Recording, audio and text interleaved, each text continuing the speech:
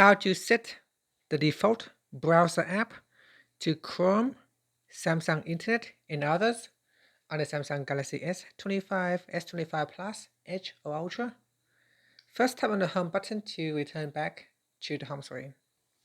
Now from the home screen, swipe down at the top to open up Quick Settings.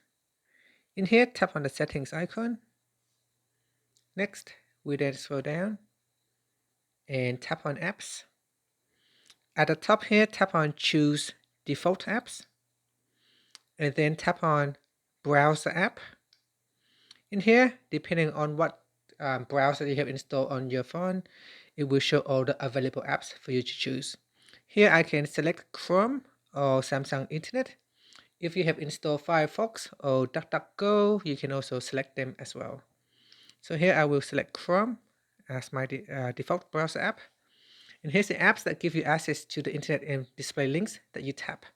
So if you receive a link, say in email, if you tap on that link, it will use Chrome as the default app.